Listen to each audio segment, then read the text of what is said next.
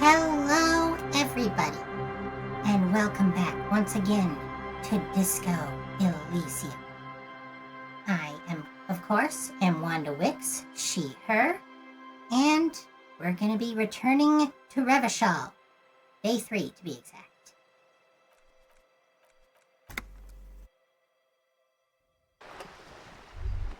Alright. Now, you may remember from our last session, we found and reported the body of Victor Mejean. We found a bullet in the hanged man's mouth. We discovered that the drug runner that Joyce has been having us find is, in fact, the 8th Hardy who was present at the so-called hanging, and Joyce has let us know about an impending bloodbath. 5 p.m. Can't really see that. Whoop. There, 5 p.m. So we still have plenty of daylight to work with. So, well, first of all, let's see what the heck we're thinking about here. Shadows on the water. Green plants under the calm surface. Probably getting that because we've boosted our Inland Empire fairly recently. We're already up to a 6 right now. You know what? Let's have a look at some of these skills. I haven't read you any of these skill descriptions in a while. Let's start over here. We'll go all the way across the purples. First off, volition. Hold yourself together. Keep your morale up. Cool 4, sane people. Well-adjusted cops. The non-suicidal. Volition urges you to be a good guy to others and to yourself. It enables you to resist temptation, be it in a bottle, between a pair of legs, or at the end of an iron barrel, which promises oblivion. Volition gives you the will to finish the investigation, improving your morale, one of the 2 health pools in the game. At high levels, Volition makes you hyper-sane. When you're about to get funky, it keeps you normal. It's a bit of a party pooper. At low levels, however, you'll have little morale. Without it, you'll be a profoundly unstable cop, falling apart at the seams as you make irreversible mistakes. And then Inland Empire, who is our good friend here, punches and gut feelings, dreams in waking life. Cool 4, dreamers, paranatural investigators, mental creators. Inland Empire is the unfiltered wellspring of imagination, emotion, and foreboding. It enables you to grope your way through invisible dimensions of reality, gaining insight into that which sight can't see. What's really going? What do these enigmatic riddles mean for the world fate? At high levels, Inland Empire animates the inanimate. You'll have conversations with your clothing, conversations that may change the course of the investigation if you're not thrown in the loony bin first. With low Inland Empire, however, you'll be void of imagination and character. And then how will you shape the cosmos? You'll remember Inland Empire is what allows us to have conversations with, among other things, the hanged man. Empathy. Understand others. Work your mirror neurons. Cool 4, judges of character, interviewers, interrogators. Empathy breaks into the souls of others and forces you to feel what's inside. It enables you to notice social cues others may miss. Perhaps a hidden sadness you could coax out a little more, a strange joy from someone who should be bereaved, or a hidden resentment that could return to harm you later. At high levels, empathy really puts you in other people's shoes. You'll cry for their sorrows, punch walls to relieve their angers, and be an even more unstable cop. With low empathy, however, you'll be an ungainly beast, unable to talk to anyone without upsetting them. Authority. Currently sitting at a -3, believe it or not, because we do have our stat, but then we're currently wearing enough unprofessional gear that we're at a -4, because we just straight up don't look like a cop. Intimidate the public. Assert yourself. Cool 4, leaders, experts of psychological warfare. Respect junkies. Authority urges you to assert and reassert your dominance over those around you. It enables you to understand the power dynamics of groups of thugs, know how far you can push a perpetrator, and how to establish control of situations. At high levels, authority demands respect. Even a perceived slight could send you into knee-breaking mode. With low authority, however, you're forever in awkward situations, like when you suffer psychological breakdowns after you yell at teenagers and they laugh at you. Heads up, we might be meeting some teenagers later in this stream today. Authority, I will mention, Like physical instrument is one of those skills that tends to have a lot to say. In most playthroughs, authority will chime in quite often to let you know that, hey, don't take that line down. Hey, assert yourself. Beat that person up. But it's also a very important skill, and there is at least one very important authority check that we need to make. So, hopefully we'll be able to turn that -3 around. Then we've got Esprit de Corps. Connect to Station 41. Understand cop culture. Cool for cops, cop aficionados, pretend cops. Esprit de Corps is the very spirit of policing, the copgeist. It enables you to understand your blue-souled sisters and brothers, not only by picking up subtle signals from your partner, but by witnessing flash sideways scenes as they play out in your precinct.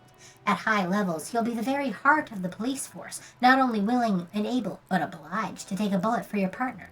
However, without Esprit de Corps, you'll be flying blind, unable to understand discreet remarks colleagues make in high-stakes situations, remarks that might just save your life. And finally, suggestion. Charm men and women. Play the puppet master. We're also, by the way, currently wearing a bunch of clothing that makes us not able to suggest things to people. We're unpalatable. Cool for diplomats, charmers, sociopaths. Suggestion urges a soft power approach. If people think they want what you want, you've already won. This skill enables you to implant ideas into the minds of others. You can make the citizens like you more. You can make gangsters turn on each other, too. Many crime rings have been broken by just a little doubt, after all. At high level, suggestion makes you affable to everyone and more resistant to their charms in turn. But all that schmoozing and oozing charm will make you slimy, and you'll know it, even if no one else does. With low levels of suggestion, though, you'll have difficulty getting any kind of rapport with others. You'll be alone, both during the day and at night. It's important to note that this is charisma, and rhetoric and drama are more intellect-based. They require you to know things about people. Suggestion just allows you to schmooze, which is a different sort of skill. Anyway, speaking of skill, we're currently sitting on 6 skill points. We might as well spend a couple of them where we can. Let's drop one here, and we'll drop one into Composure, and Encyclopedia, since that's giving us more experience points as we gain passive Encyclopedia checks. So that's probably going to pay for itself. We got 3 left. That's enough. Alright. Let's get going. Fortunately, time doesn't pass while we're running around like this, only when we're actually talking to people. Also, if we can get out in front of the whirling in rags, we'll be able to fast travel back over to the coast, which is the area we're exploring. It appears to be snowing at the moment. Our shivers wanted us to come over to a certain area when it was... Oh! Here? What's that? Was that? Could it be the Col de Mamadakwa? There we go. No, it's probably just your imagination ringing in your ear. So Inland Empire is finally high enough for us to imagine that we're hearing the cryptid that Lena told us about. Is it? Is there a ringing? There seems to be an extremely high-pitched ring. Ultrasonic. Lena said it was very high-pitched, right? It's like something tickles your ear. Lena also said that it couldn't be heard by any other animal, including humans. What you're hearing must just be a regular bird. Honestly, your ear isn't hearing a whole lot. The distant hum of the industrial harbor, the traffic. But, admittedly, there is a high-pitched noise somewhere there too. But then, isn't there always? Kim is about to call us on our shit. Wait, Kim, do you hear a high-pitched noise? No, I don't hear the Col de Mamadakwa, and neither do you. Kim has no time for our shit. Interesting that he knows that's what we're thinking, even though in this playthrough he wasn't present when Lena told us about this cryptid. But he's probably put 2 and 2 together. Of course he doesn't. He's deaf. Listen closely. There it is again. You're about to rediscover a long-lost species. Yeah, but how are you going to catch it? Keep listening. It must be very close.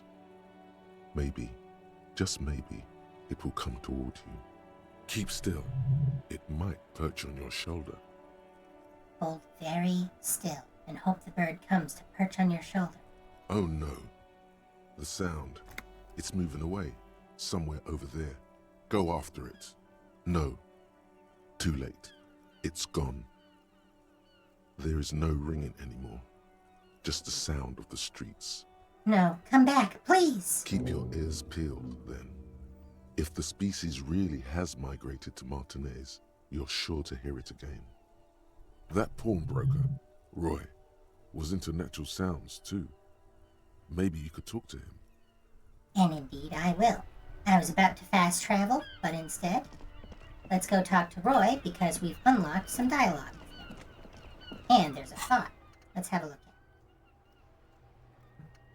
it. The Col de Mamadaqua, which, if you'll recall, I did mention in a previous stream is based on a passage from the Bible about God appearing in a whisper. You heard it. The mysterious Col de Mamadaqua. You're certain that you did. Well, maybe not quite certain, but let's say you're hopeful, because it would make you very special to be the only human being who can hear this invisible, incorporeal bird, this animate whisper, this particle of sound. You're going to have to keep listening. Sharpen your ear. And you know what? We are going to internalize this thought.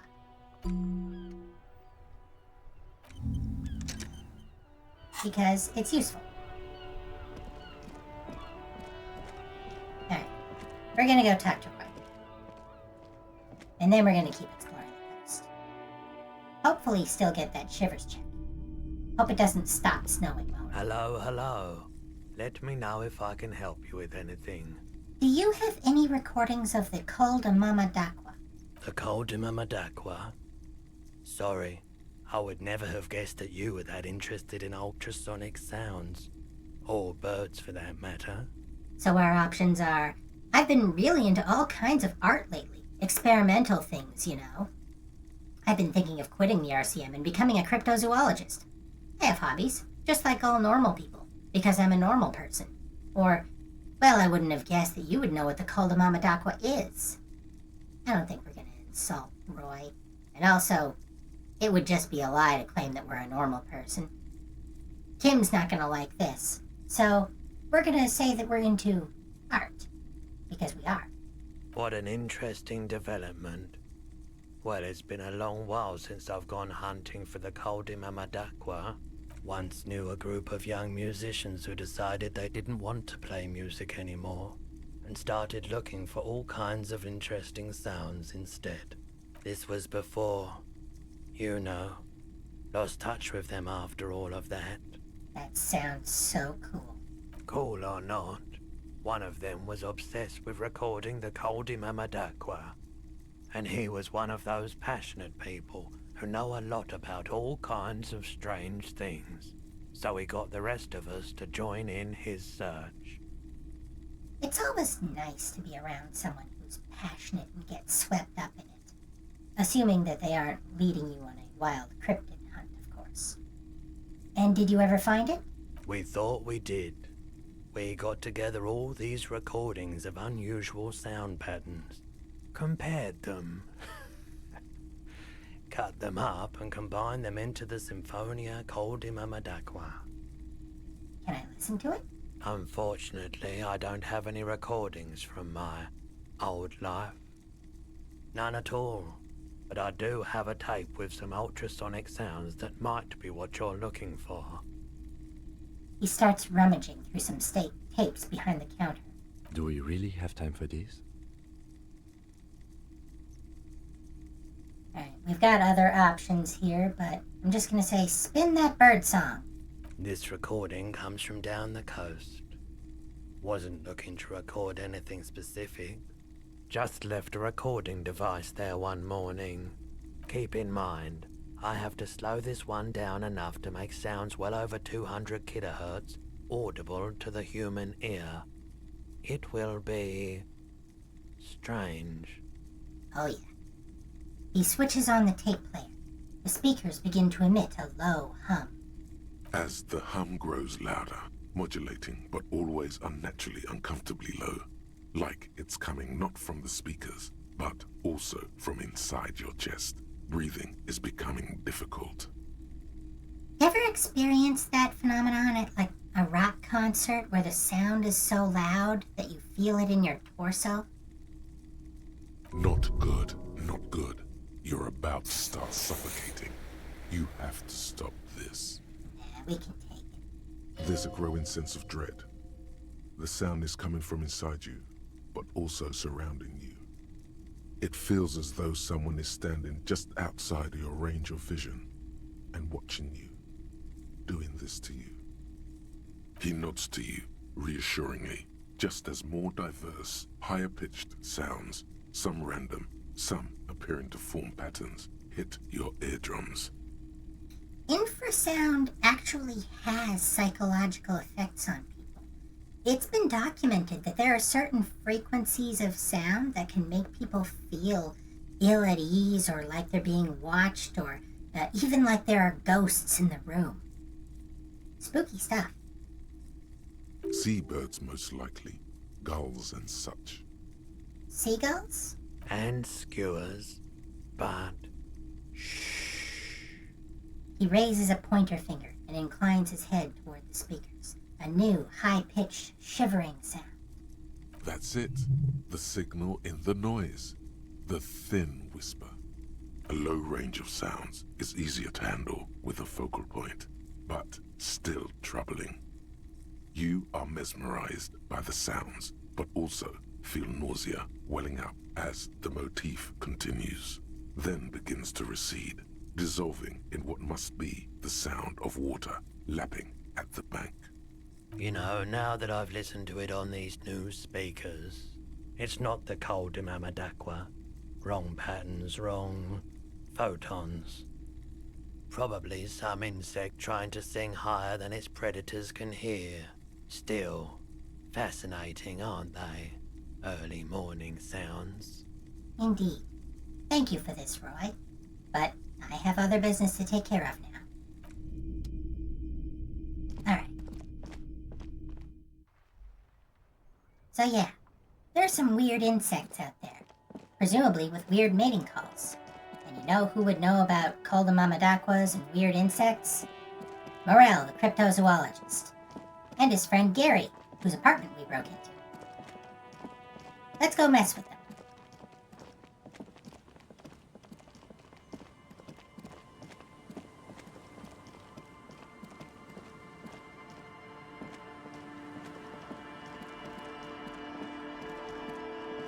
That way, we know that.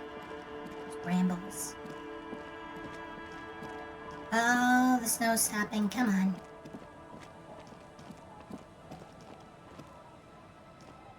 Can we get that shivers check? Is this enough snow? Oh, maybe. Yes. Winter, slow to let go of Revachol. Flecks some more wet snow from above. There we go. All right, Shivers, what you got? Look around. The snow falls lazily, making the beach sand paler still, mixing with the rust-colored sewage runoff. Yeah, this is not a natural river. And to think, it seemed as though it were already spring. How does it feel? The melting snow seeps through your thin clothes. Grandmothers don't let their grandchildren out dressed so lightly in this weather. At least your hair is protected from getting wet and sticking together. You look around. What's in the west? More winding coastlines lined with abandoned buildings. Crumbling piers, salt water lapping at their dark piles. Grey and red forgotten city blocks. What remains of the pre-revolutionary effort to gentrify the coast. And beyond that? The waters turn black. Coal City in the shadow of San Martin. A boomtown. Back when coal extracted from countless shafts near the city was needed to power Revachol. No more. The coal was supplanted by petroleum from the ocean floor and hydropower from the Esperance. Everything crumbled. These days, only the weakest remain in Coal City. Their hopes of getting rich linger in the defunct shafts under their feet. Technological advance always leaves someone behind. Give a thought to the buggy whip manufacturers, I suppose. What is there? Below the old mines, L'Océan Municipal, Revachel's underground cemetery. Le Petit Rat braved the underground passageways, trying to get to Le Royaume, L'Oreal? where the Philippian kings were interred with their doctors and their admirals. Mausoleums, burial chambers, leaf gold still remains on the double door of the morning. Le Petit Rat. Children under 14, they go underground looking for artifacts to sell to foreign museums and for fabled relics. Their parents let them. They go deeper. Deep. After rubies, melchiorite, lapis lazuli, plundered from Safle and Seol during the time of the suzerain. In the burial chambers of the kings, Grand Old Philip, Guillaume II, and even in the mausoleum of Philip the Opulent. Yep, the revolutionaries didn't dig up all of it. 2 kilometers underground, in a winding shaft along whose walls mirrors have been placed, so that daylight may eternally fall upon the richest of all the kings. The mausoleum contains untold quantities of gold, and that special, purest of the pure magenta cocaine, favored by Revacholian royalty. Yet another mention of the magenta cocaine. How can it be pure if it's magenta? How can it be pure if it's magenta? Snow falls, and there is no answer. Some things are not for mortals to know. Wipe the snow from your shoulder. Few Petit Rat return from the shafts. Even fewer find what they're looking for. A small child steps out of the black tunnel with silver trinkets in her pockets. Imagine the kind of destitution you would have to be living in to accept the possibility that your child could go down into a shaft and not come back. But if they do come back, they come back with a handful of silver. Presumably, your ticket out. It takes either a very strong or a very shitty parent to allow that. All around her, white snow on the extinguished coke furnaces and on the weather-worn shacks where fathers beat their sons after drinking. The snow melts on your fingers, turning to water. What's in the east? Where we came from. The canal you crossed to get here and beyond it. Martinez proper, the district the police forgot to police. There is laughter, lights, attempts at entrepreneurial activity, cynicism. Someone is scraping snow off their windshield at the roundabout, in the midst of which a statue of Philip III serves as a destination for grade school field trips and a fine perch for winter birds. We just made the encyclopedia check about that last stream. That's all? Like all monuments, it's also a warning. 6-story ruins on the south side of the roundabout cast a long shadow over the profligate king. And further? A fenced-off yard.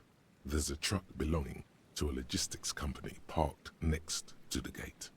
Bright light from a building behind the fence reflects off its hood. You know what? I think we're gonna go see that next before we go mess with Morel. Because I do want to talk about this bit. Clean white light coming from the windows of a clean cube-shaped office building hidden amidst ruins. A secret. A secret, indeed. They're talking about this. Which doesn't exist, but I'll tell you why in a moment. So, what's in the north? The abandoned church, one of 2 remaining stave churches, which were collectively called Les Sept Sœurs. The other 6 sisters were destroyed during the Revolution. Now this is going to be weirdly important. You will recall when we looked at the old feudal flag in Gary's apartment, It had multiple suns on it, as a reference to the 6-sun or 7-sun miracle.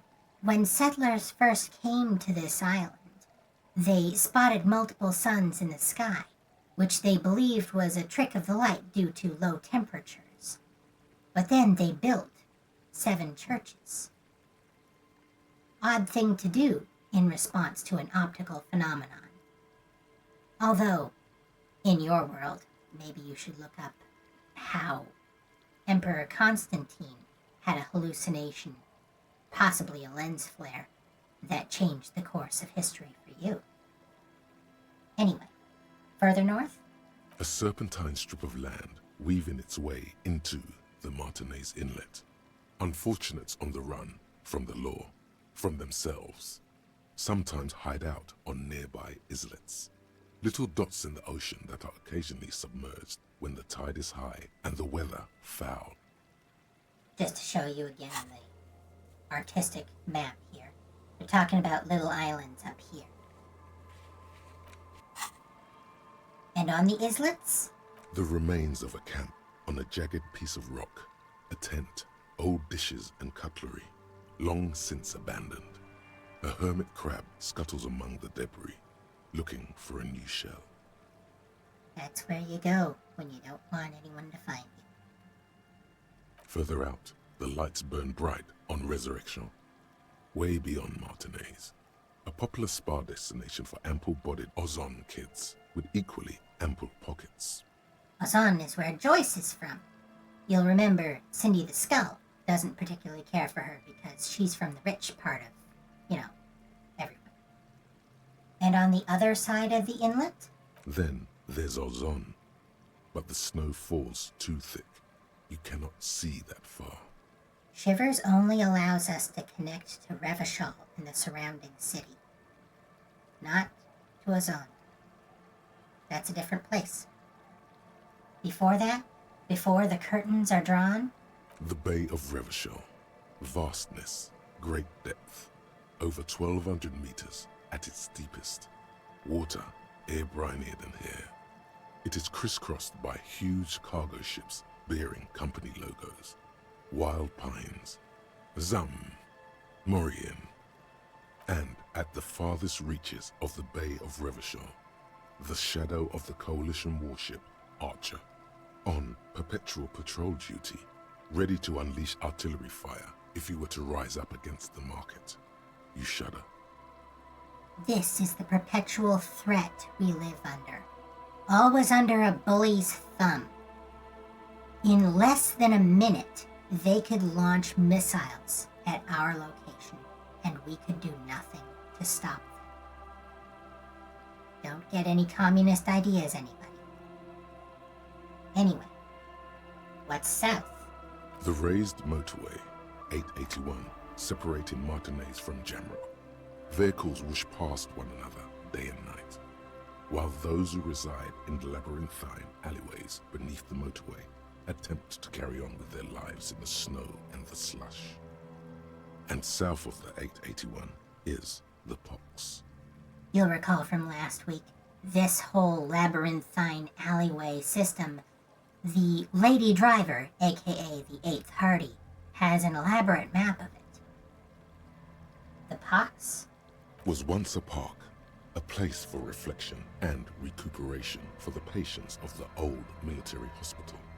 In the 20s, it was used as a quarantine center during a measles outbreak that killed many children.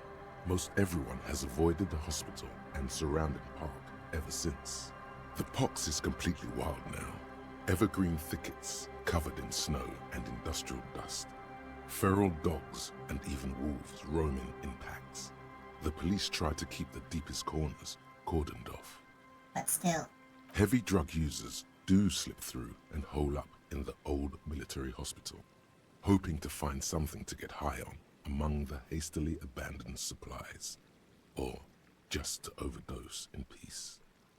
You'll recall Billy Mejean thought that her husband Victor had gone to the Pox to drink. And Rosemary, just down to the south there, sold us medical supplies that he stole from a hospital. So, not without precedent. Further south? A line of motor garages with armored carapaces hunched in the cold. A mechanic is hard at work, patching up bullet holes in the side of a Capri 40. These are the garages of Precinct 41. Snow settles on the roof of the repurposed silk mill. It serves as your station. Shivering RCM personnel hurry in and out of the main entrance. Around you, the snow continues to fall. To the west, the ocean swells. No. That's my home. I want more. The stairs descend to Central Jamrock. A man named Cooklove has a snow-covered stall there, in the market across the bridge. He sells kebab infested with fly larvae to your colleagues who believe eating it will make them immune to food poisoning. That sounds disgusting, of course, but there's precedent. There is food you can buy right now that has fly larvae in it. And it clearly doesn't. Snow falls on the utility district, the library, the florist, the Sarah Mauritian restaurant that offers homemade wine, and also on the brothels and drug dens, and the chop shops of the Zemlyaki. All of this built around a lake that formed in a meteorite strike. At the center of this lake, there is a little ship. There are lights at the bottom of its hull. They are lights directed toward the seafloor, looking for something, like whiskers. You can tell that this setting was not created just for this game. The world of Revachol already had its players playing in it for years before Studio Zom conceived of Disco Elysium. What are they looking for? A chill comes over you, crawling down your back. The sand under your feet is wet. Somewhere in the south, tarpaulin flap in the wind. So what's above?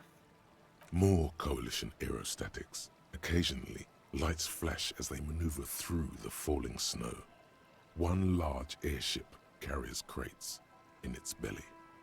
Either going to or coming from the Pale, most likely. And what's below me? Layer upon layer of sand, poisoned with industrial runoff. The storm drainage, hidden bunkers. Rats scuttle. Tell me a secret of the sands, Wind. Someone stuffed a big old polar anorak into a concrete pipe under the boardwalk. It would keep you warm. You would probably never happen across it. But who knows? This is a little benefit we get if our shivers is high enough. It lets us know where certain items are.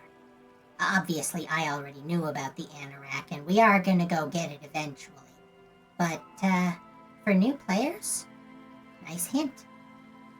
Anyway, stomp your feet for warmth, brushing off the snow. We should keep moving. Who knows when the snow will let up.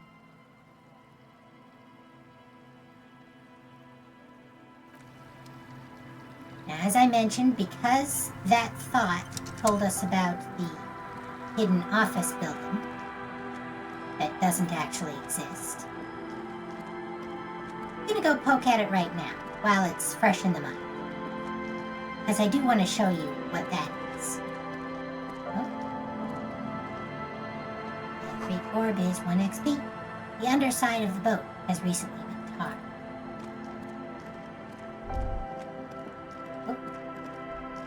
Here, I want that orb. Seems the walker was either very confused or drunk out of his mind. Little stray thought, obviously talking about our own footprints.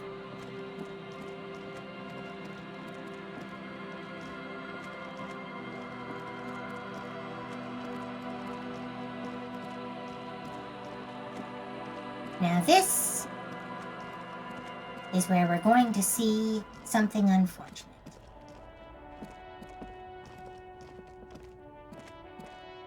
Look at this truck here. Delta Logistics Company. DLC for short.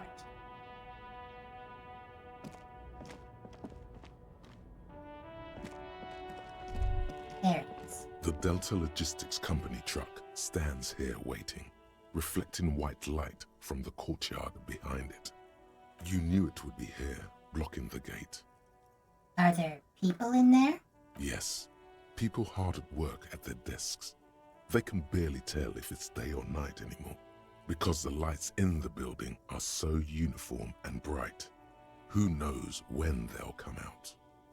Now, in much the same way that the Fortress Accident and the failed game that they tried to put together is a little self-parody of Studio Zom itself, so is this. What keeps them motivated? Irony. They're yuppies masquerading as Mazovians. Or was it Mazovians masquerading as yuppies? Even they get confused sometimes, out here in poverty-stricken Martinez. It can be difficult to maintain your philosophy as a communist when you accidentally come up middle class. Why is the light so strange? Because this is a place of mystery. Hey Kim, let's try to get into that courtyard. It's so mysterious. Whatever's going on there could hardly be of any consequence to our ongoing investigation. The lieutenant adjusts his glasses. You can come back to it on your own when we are done with this case. Let it go for now. So I'll let you know that obviously this is where some DLC was going to go. DLC that never materialized. Instead, I'm just going to show you. I'll click save just in case. Instead of that DLC, the company that took over Disco Elysium gave us this, the Collage Project, which is something that allows you to make little scenes with the characters.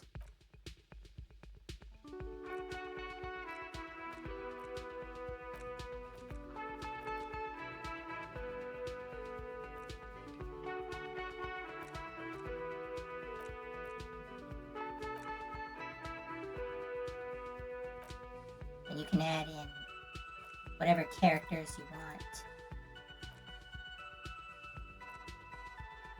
Some of them might be spoilers. Anyway, we're not gonna mess around with this. We're gonna get the heck out of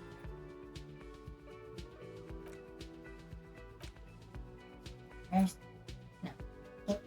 I don't even know where the out is in this. Yeah. Had to hit escape.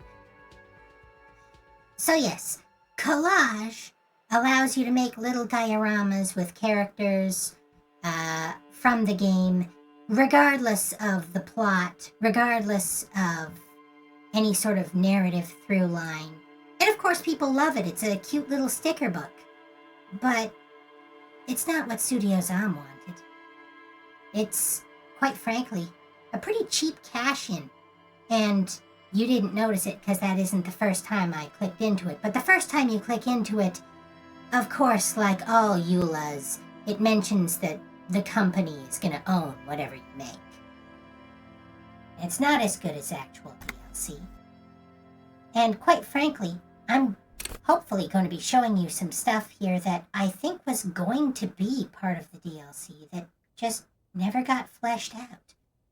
Much like the fact that you can never tell Measurehead that the borscht he's been drinking has Al Ghul in it, there are big, obvious conclusions you can come to as a detective and as a player that you'd never get the option to mess with in the game. And I think possibly they were going to be a part of the DLC. Tragedy. But we can't always get what we want. What's this? Footfall within. Not human. Only a dog and no more. And that's where we're at. Nothing human.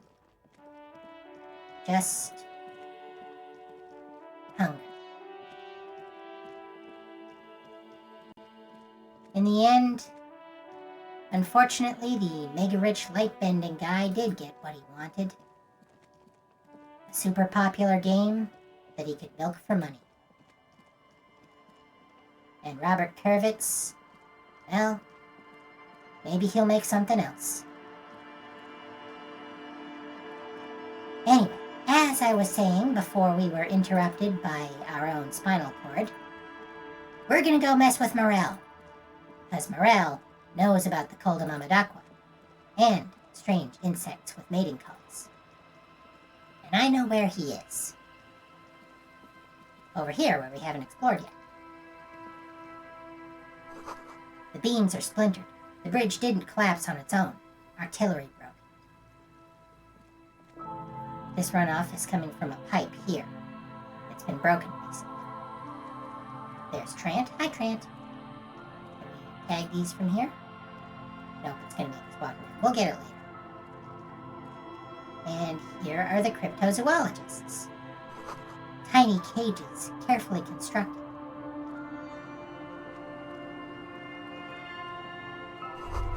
These soggy logs smell of ignition fluid. Still, they won't light up. It's almost impossible to get a fire going this near to the ocean. And Gary is saying, lots of people miss the good old days. You'll recall Gary, we already know from exploring his apartment, is kind of a fascist. That's the sort of thing fascists say. These heavy military blockades are riddled with bullet holes, crumbling. Well, we are gonna bully the heck out of Gary here. Sure, Gary, sure. But first, we're gonna talk to Morel. Here we go. Nice and easy. No way out, little guys. Not out of this jam. There's a cylinder on the ground in which the man is arranging some netting. It looks like some kind of trap. He notices you. I will let you know, by the way, in case you're not Australian, this accent is very convincing to people who aren't Australian. And to people who are Australian, it is downright comical. Who's there? Oh, the police. Hello, officers. His self-conscious enthusiasm renders his movements ungainly. He looks like your understanding of a scientist. Dress for the job you want. Is that the police? Why are the police here? Gary, the crypto-fascist. Crypto-zoologist, crypto-fascist. It's, a little funny. Don't worry, Gary. I'll handle it. You must be Morel, the crypto-zoologist? To what do I owe the pleasure? That's sarcasm. He takes no pleasure from your appearance. Okay, so our options are, you don't seem too happy to see the RCM, which, to be fair, seeing a cop very rarely portends good news. Lena sent me. She's been really worried about you and is waiting for you to get back. Or, man to man, you shouldn't leave your woman unattended in a cafeteria surrounded by communists. Note that umlaut on woman. His property. This is the obviously fascist answer. We're not going to give that. We're going to say Lena sent me. Of course. Thank you for passing along the message. That damn water lock is broken, but we can't go all the way around the A81. Well, let's be discreet about it. The water lock's been fixed. It was fine when I crossed it. Withhold the whole story. Oh, good. We should really be getting back. Gary could use a hot shower and a warm bed. Did he say we can go back now? Yes, Gary. We can go soon. If you see Lena, tell her I won't be long. Sir, your wife is waiting for you. I just have to do one more round. See if the phasmid has taken the bait. Then we're going. He refastens a bit of netting that has come loose in the wind. You'll recall, he's looking for a reed phasmid, a stick insect that camouflages itself. Presumably the largest of the insects. These traps look big enough to catch it. Tell me about this phasmid you're looking for. Well, first of all, it's damn difficult to find, which is why we've been knee-deep in the reeds laying traps for it. What makes it so difficult to find? Good question. Being a phasmid, of the order Phantasmodea, a ghost insect. It disguises itself as plant matter. In this case, the reeds. Awful lot of reeds around, aren't there? Makes sense. And I suspect it may have also developed other specialised techniques to protect itself from predators, or scientists, in our present case. What sort of specialized techniques is the phasmid using to hide itself? It's my hypothesis that it has evolved certain electrochemical defences that allow it to interfere with animal perception, impeding pattern recognition, confusing the visual cortex. Not certain what you're basing that hypothesis on, but okay. But I cannot describe how these defences work, much less how they evolved, without studying a live specimen. Yes, it makes perfect sense. You're beginning to suspect there's something paranatural about this phasmid. To be fair, we know at this point that we're in a world that is canonically infused with the paranatural. It only makes sense that animals and plants would evolve to incorporate it. A ghost insect, he said? These people are looking for a ghost. Ghost insect. So you're ghost hunters. No, that is precisely what we're not. We are zoological specialists, looking for an extant species of phasmid. How big is this phasmid? I'm expecting it to be quite giant. One known species of phasmid, called the Megaphasmodea zoensis, is about the size of a grown man's forearm. So, He leaves the conclusion up to you. Why are you so interested in this stick bug? It doesn't seem to be as colorful as some of the other cryptids I've heard about. typical rookie assumption. Insects are much more sophisticated creatures than those unversed in zoology give them credit for. Even simply catching a glimpse of the Insulindian phasmid would be the apex of of any crypto-zoologist's career. But to study it and its defences, find out how it stayed hidden so long. He shakes his head. What have you discovered about it so far? Very little, I'm sorry to say.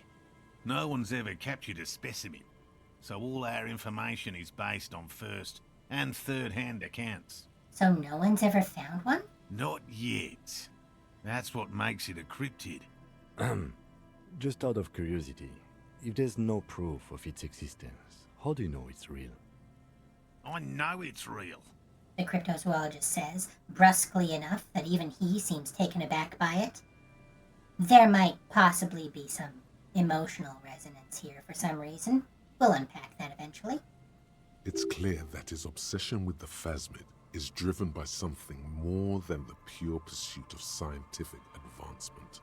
By which I mean, I've heard enough first-hand accounts to believe quite firmly that the Insulindian phasmid is more than mere superstition.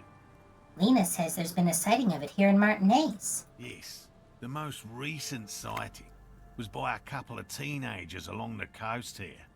That's what brought us to Martinez specifically. It's the first credible sighting in several decades. Admittedly, it's an unusual location for this species, but with all the sewage runoff upstream, it probably doesn't matter much anymore. Maybe the Insulindian phasmid has died out? I have to resist the thought. Such an extraordinary creature is doubtlessly highly resilient. After all, it's generally thought to be capable of parthenogenesis. He means asexual reproduction. The females of the species don't need to mate to produce viable eggs. This makes it easier for a species with a small population to survive. So our options here are... That's pretty clever. The male is a deficient life form. The world would be better off if women didn't need men to reproduce. Females reproducing without males? A travesty, a crime against passion and common sense. Or, this arouses no special feelings in me. Obviously, as a redundant male who has been cast off by a female ourselves, this is something that does, in fact, arouse special feelings. We're just gonna say that's pretty clever. Yes, the Insulindian phasmid is a very clever insect.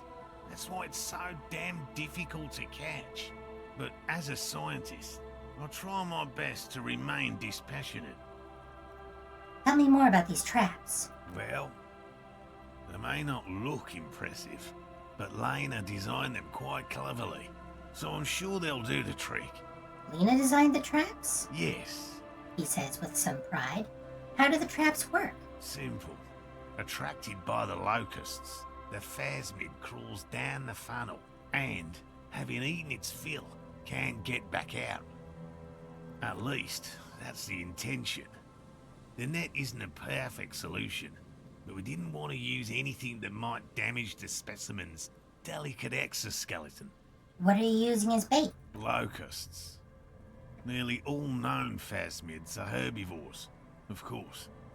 But we've hypothesized that the Insulindian phasmid might occasionally prey on other insects. Yet again, a hypothesis based on... what, exactly? Inside the traps, a number of locusts crawl and tumble over one another in a tiny, chittering swarm. A meat-eating stick insect? Does it pretend to be the reeds as part of its ambush behavior? This seems unlikely. Carnivorous stick insect? Seems unlikely. Thank you for your opinion. We have also included plant material in the traps to satiate your skepticism. To be fair, stick insects are kind of similar to praying mantises, and praying mantises are carnivorous. Anyway, what will you do if these traps don't work? They'll work, I assure you. The predatory hypothesis, using locusts as bait, accounts for the failure of previous efforts by other teams, which use plants. We have given this some thought. The traps do seem to be deftly and thoughtfully constructed. It's clear the crypto-zoologist's wife knows what she's doing. Alright, let me ask you about something else. Yes. What? I'm not going to use the woman. How did you become a cryptozoologist? I've just always liked animals and puzzles. Searching for cryptids is a bit of both. So you're living your childhood dream out here. It's not child's play, just because I have to traipse through the mud every so often. His eyes narrow. Have you ever discovered a cryptid? No. Very few cryptids are ever discovered, and not for a lack of trying. To stay hidden is a cryptid's primary quality. It's even in the name, cryptid. So how many cryptids have been found? Of the list of cryptids kept by the Crypto-Zoological Society of Chemnee, which is 4,082 items long, about 2,000 have been confirmed as hoaxes. 2 are categorized as confirmed discoveries. The rest are in differing stages of discovery, refutation, and data collection. Only 2 have proven to be real? Yes, the Chateau Quan forest pygmy, who turned out to be an extinct species of primate, and a cave salamander from Yugograd, who is, honestly, quite unremarkable. It's in a zoo somewhere. Cryptid is only a cryptid until you find it. We cryptozoologists are brutally honest with ourselves. More so even than the public. With cryptids, most cryptids are hoaxes or they are never found. That does not mean we should stop searching. Let's give him some hope. Then the Insulindian phasmid will be the 3rd. Indeed.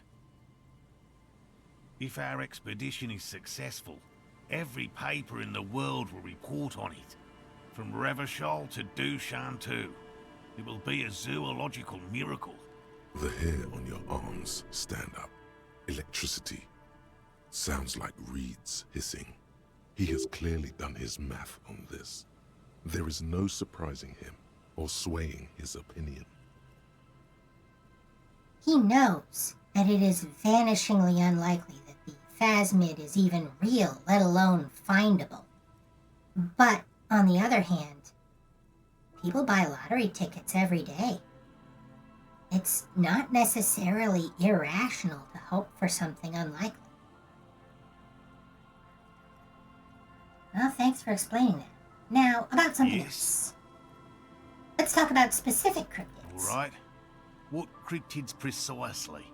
I usually discuss these things with specialists, so I don't know what... We would have to discuss.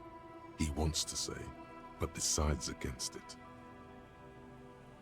Well, Lena's given us the lowdown on a bunch of cryptids, so we have lots of things to talk to him about. I know about the kind green ape. Look, I even have a kind green ape pen. I see you've been talking about cryptids with Lena. The kind green ape is one of her favourites. We travelled to South Safra to look for it once. Gary and I got stuck in a rainstorm though, and had to spend most of our time there in a little village. The search was fabulously unsuccessful, but the people were very nice.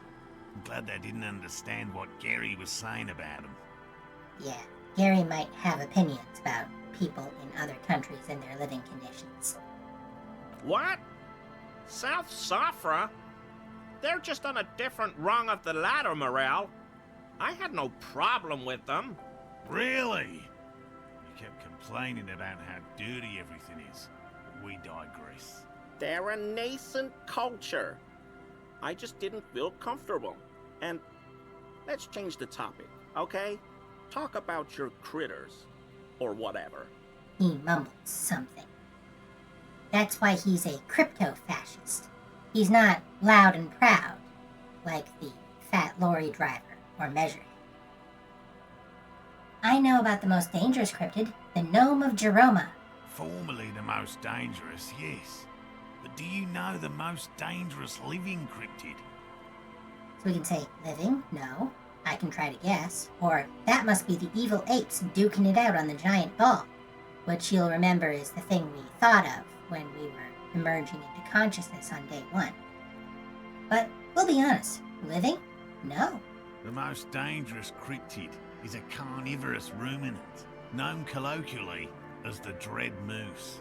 The dread moose? Yes, the dread moose subsists entirely on flesh. It has even been known to dig up fresh graves in search of sustenance. Hold on, does it also attack people? Human remains have been found deep in the forest, torn apart, then trampled into the mulch by large hooves. Infer from that what you will. Okay, what does the dread moose look like? Just like an ordinary Arden moose. Then how can you tell if it's the ordinary or the dread kind? You can't. That's what makes it so dreadful and hard to identify. Anyone who's spent time on a farm could tell you, by the way, that carnivore and herbivore are suggestions. There are a lot of ruminants that'll help themselves to a little protein as a quick snack if it happens to become available. Anyway. A moose that looks like any other moose. What's going on here? He's kidding, right? I'm not completely sure about this dread moose. The bodies found in the forest are just one piece of physical evidence. There's more. What's the other evidence? The recent surge in the moose population. As hidden carnivores, the dread moose are effectively removing competition for both themselves and their evolutionary cousins. But why would it need to hide its carnivorous nature? Moose are already being hunted for sport. Can you imagine what would happen if they came to be viewed as predators? That's not how evolution works, by the way. Generally speaking, a species does not evolve out of a perceived threat that might happen.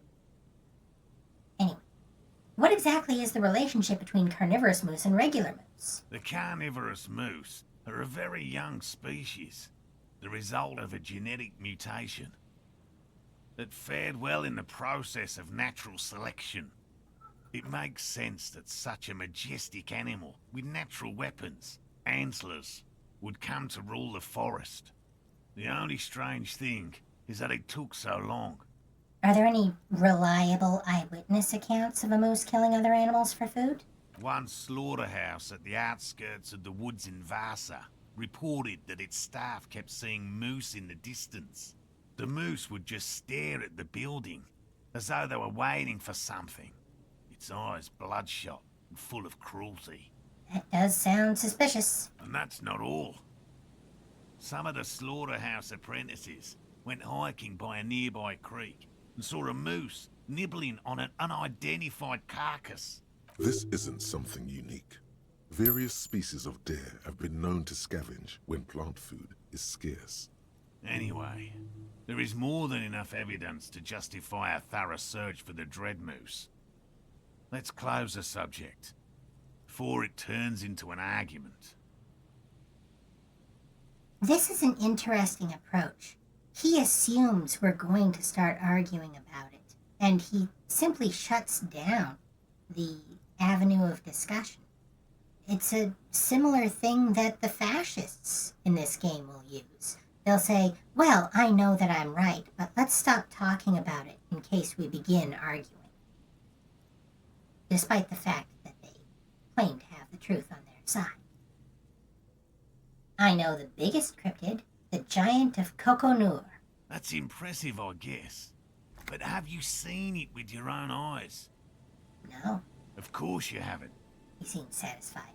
Have you seen it? I haven't had a chance to travel to Coconur. No. And I likely never will.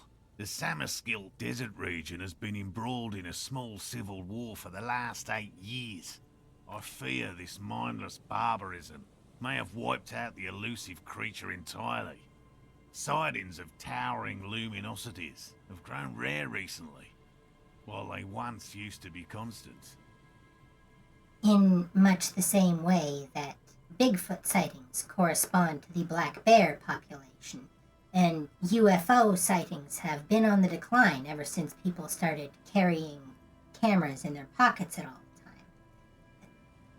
Not being able to see it doesn't mean that it's dying out. It just means the conditions of the observer have changed. I will note this is sort of similar to creationists' hunt for Noah's Ark. They're always insisting that it's somewhere on the top of Mount Ararat, but gosh darn it, there's some political thing that prevents them from climbing the mountain to go see it. That's been the case for centuries now. Yes, sightings of mirages are constant. A mirage is a constant phenomenon that people have no time to report when a war is going on. It remains unclear what this has got to do with you seeing it, as he was inquiring before. He was just being defensive. Yes, you may have noticed Morel is taking a very aggressive approach with us. He seems to be under the impression that if he can prove he's smarter than us, that will prove that he's right, and therefore, by extension, this is not all one big waste of time. I know about Cryobacter catlensis. Oh, everyone knows about that one, thanks to Professor Mijanu being the talk of the town for a time.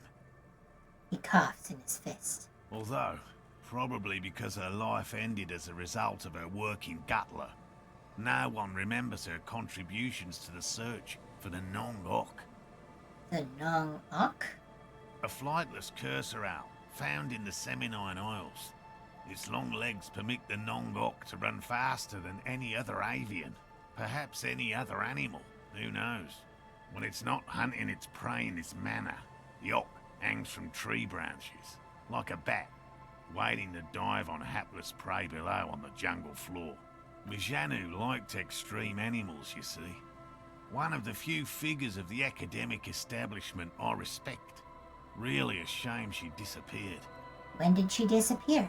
Oh, decades ago. In the 30s. I didn't know her personally, of course.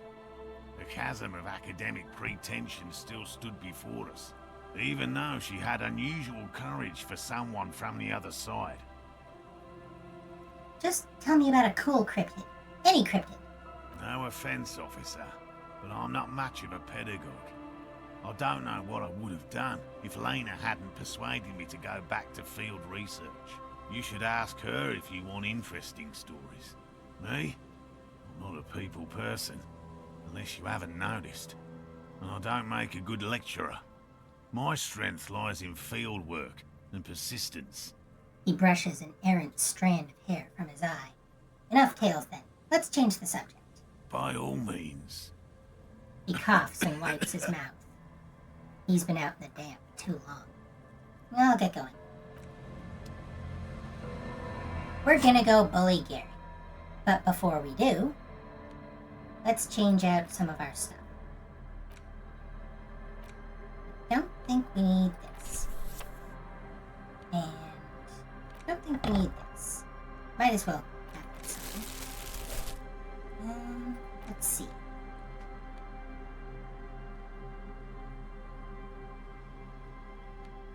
Definitely have to change out our shirt.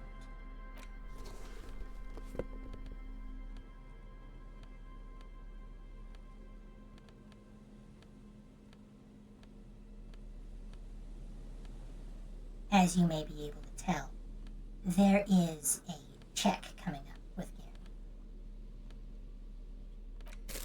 And it's going to require composure.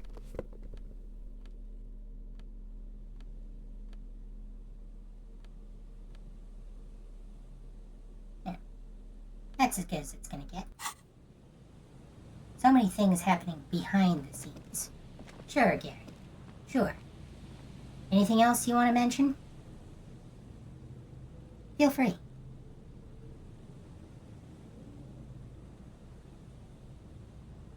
No? Cat got your tongue? People are just scared of the truth. Sure. Listen to InfoWars, whatever. Hello, I'm Gary. How do you do, officer? Yellow man. I mean, officer. Cool move, Gary. The lieutenant raises his eyebrows slightly and takes out his notebook. Yellow man. Interesting. This is something to ask him about, after a little probing first. Yeah, let's do the probing first. I'm just waiting for my friend Morel to finish up with his insect traps so we can return to civilization. Not a lover of the great outdoors? I like nature, just not this bloody coast. It's mostly drunks and degenerates that come here. Degenerates, this man respects authority too much. To see the truth inscribed upon thine own visage. Pretend thou art a paragon of virtue. In other words, he can't tell that we're obviously a sloppy drunk. So, our options are, I am neither of those things, I can assure you. I'm a by-the-books, clean-as-a-whistle officer of the law. I'm not even tempted to touch intoxicants. Drunks and degenerates, that's my crew. Sadly, I think I might be a drunk. Or a degenerate. Maybe even both. Or, nobody's perfect. I'm sure you've been tempted to drink. Oh, I've been tempted. But someone has to stay strong for Revocol. His gaze shifts to the pile of soggy logs at his feet. He pronounces Revocol with a hard K, unlike other people. Indeed. You said Revocol? I like to pronounce it the hard way. The old way. The Vespertine way. He nods solemnly. It's a secret rite. A very fringe nationalist handshake, probably. Garbage. You're a true patriot, and you know how it's said. The Seren way. The fine way. With an elegant s. Surein, of course, is the in-universe version of French, which is the dominant culture that came here from Mundi.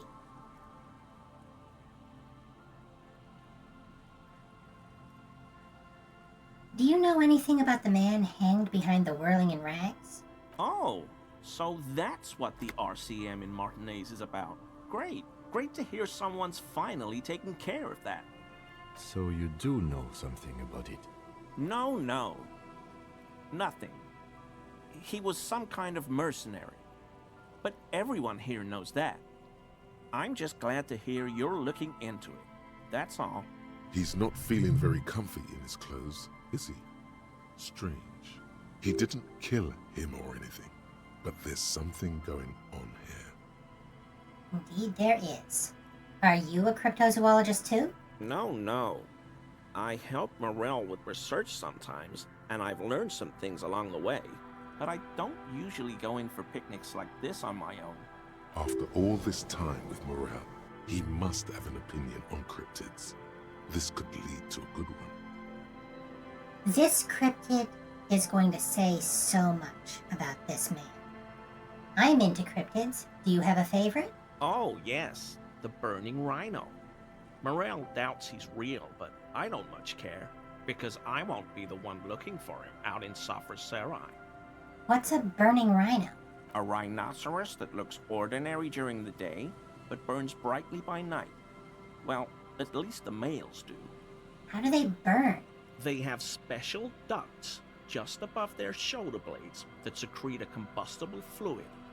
When the rhino is just beginning to light itself, it looks as though it has wings of fire. But how is this combustible fluid lit? How does the lighting of this fluid actually work? The rhino starts running very fast to build heat, then stops, raises its head, and sparks fly from its neck, setting its back ablaze. I want to be just like that rhino, running through the night with guns blazing. We don't really do that around here.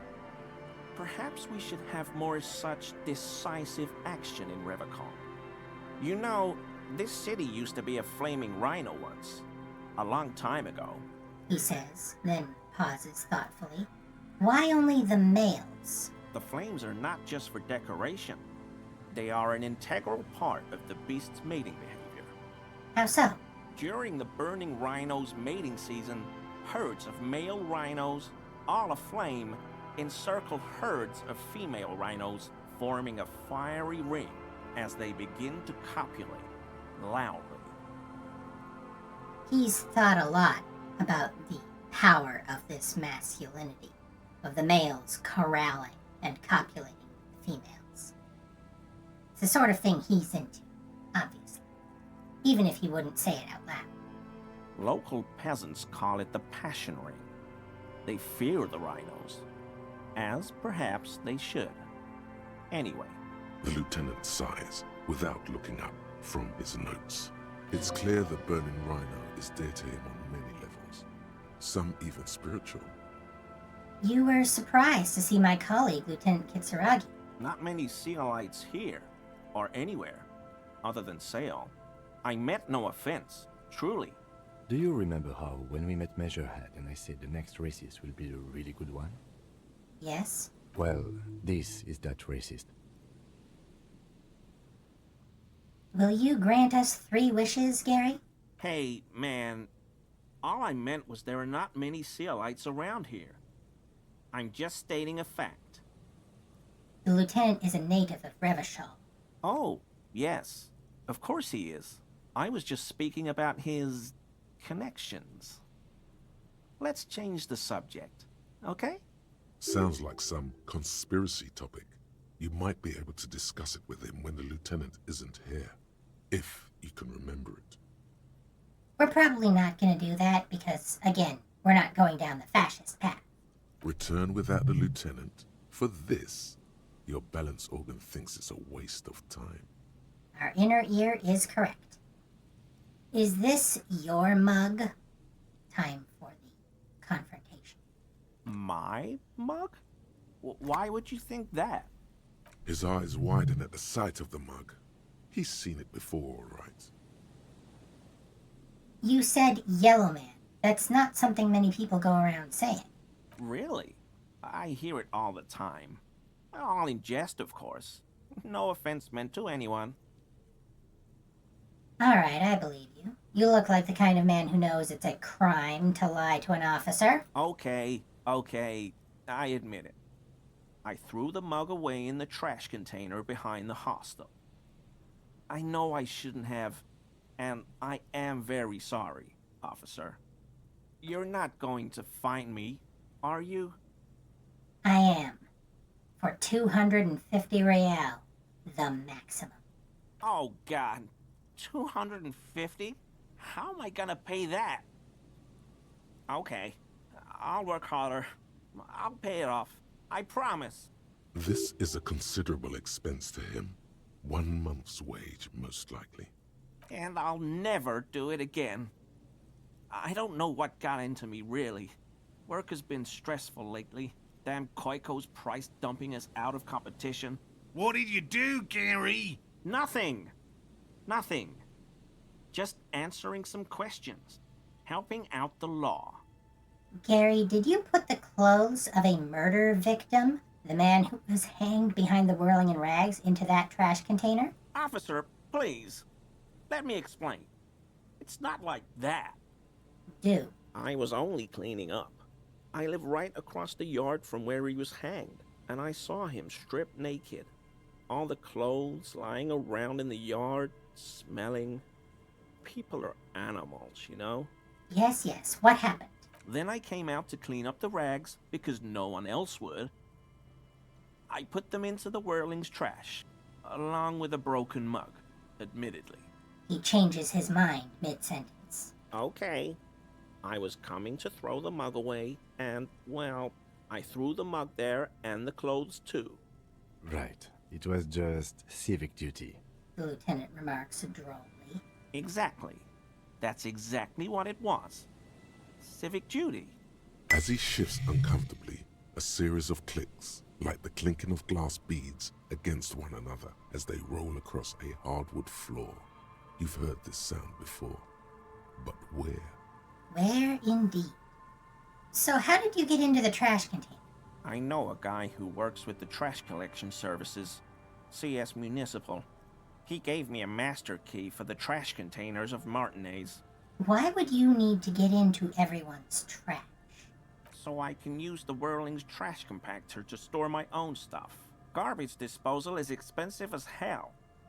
The damn Hemians run it like a mob. I'm sorry, okay? I thought I could cut costs. I shouldn't have. I shouldn't have disgraced myself. Disgraced? No need for the histrionic, sir. It was, after all, just a trash container. He studies his reaction. Gary doesn't answer.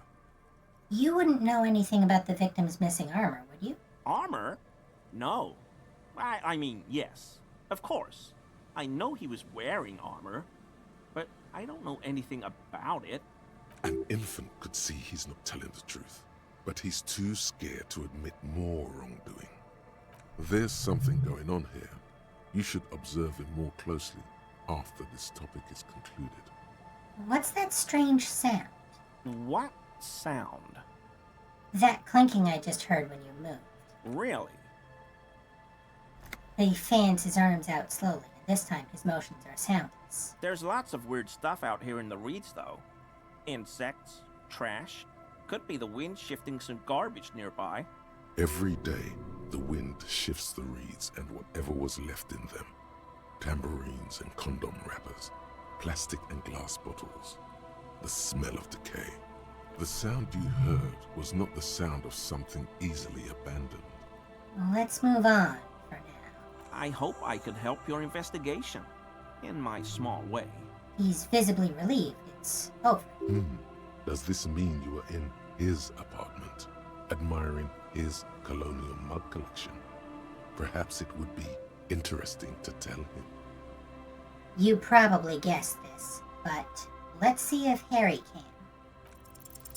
That shirt looks very uncomfortable on him. Look at the buttons, barely keeping that thing together, as if something is ready to rip out from underneath. His massive musculature? No, he's scrawny. Try again. Something worn underneath.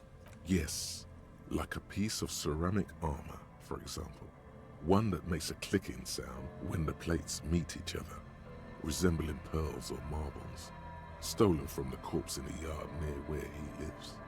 I see you're a connoisseur of high-quality combat gear. I knew you'd figure it out, officer. I'm sorry I didn't tell you at once. He unbuttons the shirt. I was ashamed of what I did. And I didn't want you to know. You see gleaming white ceramic shine underneath. A thin layer of interlocking plates covers his gaunt torso. We're not detecting falsehood, sire. He's gearing up to admit the truth. Gary, what's going on? Later, Morale. I've got apologizing to do. Yep. No, you've got explaining to do. The lieutenant's tone is icy. Why did you really put those clothes in the trash? Everyone was picking those pieces off him, and I was watching them do it. and they'd scattered his clothes all over the yard. Everything was smelling. He looks at his feet. So I went there to take out the trash and started cleaning up. All those rags on the ground, him swinging up there, and I had a lapse of honor, sir. I thought, he's a foreigner. They all say he wasn't from here. Which justifies desecrating his corpse and contaminating a murder scene. Only the cuirass was left, so I stripped it off him. It was early in the morning. No one saw me. I took it with me. It was a mistake. Had I known it'd give you guys trouble, I wouldn't have... Fuck. We're detecting sincere contrition here, sire. He's not trying to flatter anyone. It's okay. It was a loose end, and you are tying it up now. I'm so fucking sorry I called you Yellow Man. Sealite officers commanded the suzerain's navy. Most of them sided with the king when... He shakes his head. Yes, an alliance that his nationality had 50 years ago is why you shouldn't be racist. Sure. They were thoroughly conservative men, he realizes suddenly. You know who killed the hanged man? I always thought it was the Union. Some Union hardasses.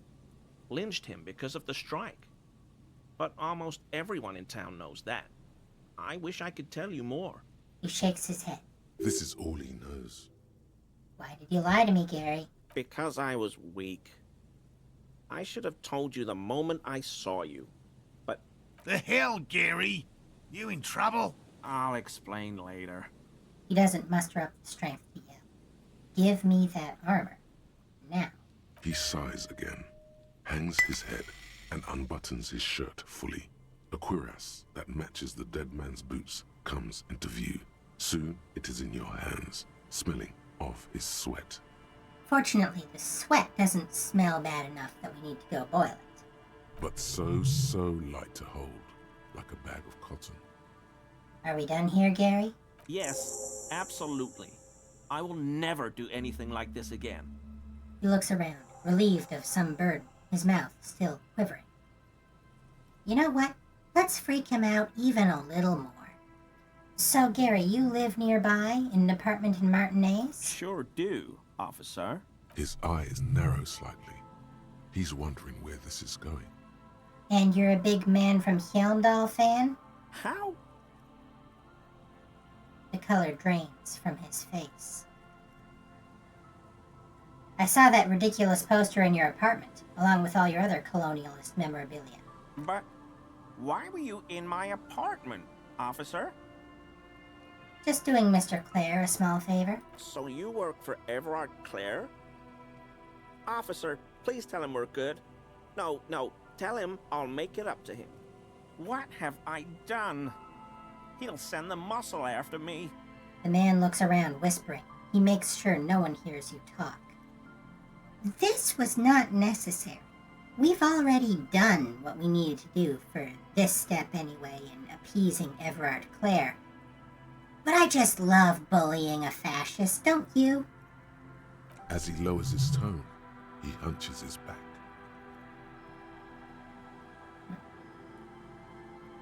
Yeah, I don't know what it was, but he doesn't like you. I was probably talking too loud in the whirling the other night. About some theories. Stupid. Shouldn't have run my mouth loud like that. I won't do it again. If there's anything I can do to assist you, or the Union, just ask, okay? I'll try to help if I can. This scared him proper. He's positively melting from fear. Has to prop himself up with a lot of anger to keep it together. The weather vane has turned. He cannot be unturned. He clearly liked his squirming. He may even have changed his mind about the whole door-opening operation. Thank you for your cooperation. Okay. Now, as much as I don't care for the umlaut, I do want to tell Morel to go home to Lena. Hello. What can I do for you, officer? Did you know Gary was hiding the armor? Hell no. I had no idea. And I'm still cross with him, to be honest. It's not like him. He's got his quirks, but dishonesty, disloyalty are not one of them. Thanks. Man mutters in the distance. He doesn't dare say more. It's time to return to your woman, Morale. My woman? You mean my wife, I assume? I will return to her. I can't leave before we finish with these traps. My wife understands that just as well as anyone. He looks south, where Lena would be. Come on, Morale. We've been soaking out here for days. It's time to go back. And leave the traps? Absolutely not. I won't let Lena down. Note, he's saying he won't let Lena down. He's doing this for her, even though he knows that she wants him home. Come on, she wants us back. I'm soaked up to my nuts over here. We'll both catch reed crabs if we don't dry out soon. I didn't know the phasmid was so important to Lena. Of course it's important to her. She's seen it. A verified sighting, on record.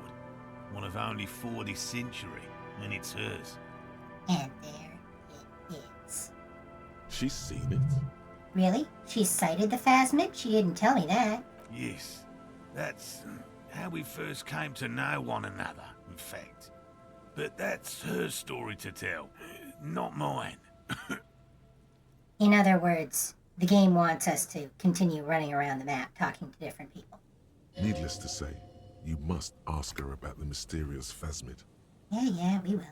Suffice to say, it's long been our dream to find proof of the Insulindian phasmid together. I can't abandon course now. Maybe you could go back to the whirling, warm up, come back to check the traps later? No. The traps need to be monitored on a regular schedule. What would we do if the phasmid were to starve while we were sipping tea at the hostel? He's dead set on this. I could go for some trap setting. What if we checked the traps for you? Took on a mission that might earn XP. I didn't expect you to take such an interest in our work here, officer. He looks at you with obvious surprise. Cryptozoology and detective work are very similar. Yes, indeed. Both require a great deal of research, attention to detail, and, above all, persistence. Where are these traps? There are 4 in total. One is to the south, on this little peninsula, by the boathouses there. It's very near. Another we set in Land's End, to the northeast. It's behind a small sand dune there, on your way to the old radio tower, after the church. The third is set near the canal, where you crossed, by a concrete slab. A big thicket of reeds going up the slope, and among them... He gestures to the trap in front of him. You should check at least one of those before returning to this one, since I just said it. This one's more of a technicality, but still, better safe and stupid than sorry. Yet again, another excuse to send the player running all over the map. But it's one that is important. That seems like a lot. Do we really have time for this extracurricular venture? We could say the pursuit of knowledge is its own justification, or what? Aren't you having fun? I say the pursuit of knowledge is its own justification. Is it? He doesn't look too convinced, but the small shrug indicates, why not? What do I do if there's a phasmid in one of the traps? Bring it to me at once. Just make sure the trap is closed tight. He's not comfortable with the possibility that you'll claim the find, but he's lying about this even to himself. What if I encounter the phasmid in the wild? That's highly unlikely, officer. But in the event you do, I'll spray you with a pheromone mixture I developed. It's made of musk and research chemicals. The pheromone should attract the insect to you, or at least prevent it from bolting at the sight of you. It's quite potent. Will last you about a week. I love how he jumps to so many conclusions. He has yet to encounter this insect, and yet he's made a musk for it. And research chemicals? Never let anyone spray you with something they call research chemicals. Like this. He douses you with the odd-smelling spray, a double helping as you present the other armpit, then gives you a satisfied nod. This is the smell of dying reeds, of longing crumbling into the water. It's not so different from the putrefaction of the hanged man, actually. I hope you're not buying this. He dispenses it without letting you touch the canister, so it would be precious like holy water. It is precious. A single dose cost me 50 real to develop. Not that I expect you to understand self-financing one's own research. He looks at the lieutenant with disdain, then puts the spray back in his pocket. It should be noted, obviously this is a gameplay mechanic thing. It doesn't matter that we're currently wearing a waterproof windbreaker that would have repelled the research chemicals. It also doesn't matter that we're going to be taking a bath later in the day. The research chemicals will presumably stay on us for that week, regardless. I'm ready. Let's get to it. Right, which means you two can pack up and go back to the whirling. Finally, someone's talking sense. Thank you for your help. Gary and I will start breaking down camp. If you have any more questions, now's the time to ask. We'll be gone once you get to it. I do like how the game gives you, very clear signposting. By the way, he's going to go away after you're finished this. But we've exhausted what we needed, and most importantly, we got that armor. I'll get going. Let's take a look at it, shall we? Fairweather T500 Cuirass. +1 to pain threshold, thicker skin. +1 to volition, borrowed confidence, but -1 to empathy, mania of invulnerability. This vitreous enamel cuirass fits snugly and redistributes kinetic energy across its countless white plates. Amazingly, it fits under your coat, and it also makes pretty porcelain sounds when shaken. Note it's weirdly asymmetrical and looks more like a straitjacket than anything else, but it hides under our windbreaker with no sign. Useful. Anyway, got a little bit of time left in this stream. There's a few other things we could go poke on this side of the coast, but I do believe I promised you teenagers.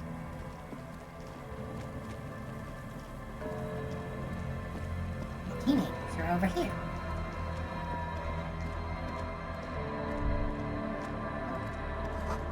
The kick drum beats. The music is coming from somewhere on the ice. Here's the church.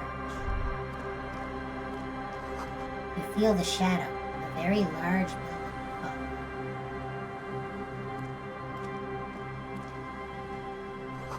Dusty pews in the shadows.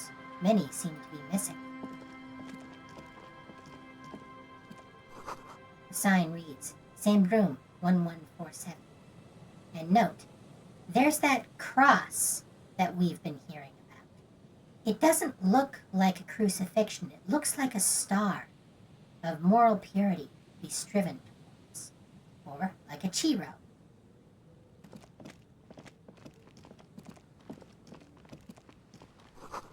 An altar shrouded in dark, or something like that.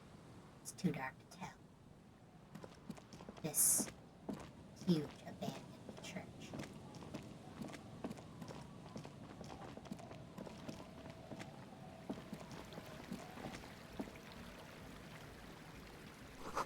Full of holes. Could the posts hide treasure? Look inside. Hey, guys, would you please?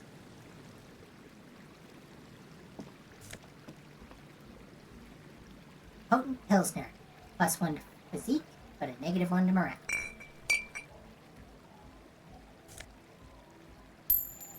As Isabel said, drunks hiding coins from their women. And evidently some booze as well.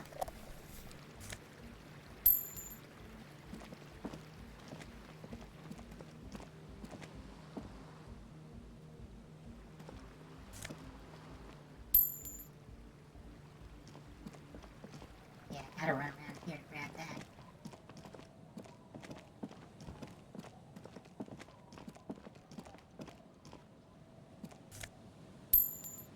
I don't really need the money, to be perfectly honest. There's very little left to spend it on. But, might as well. Now, here's where the game's commitment to isometric perspective is unfortunate. Because, of course, this is up. It is not actually blocking this path. But it looks like it is, doesn't it?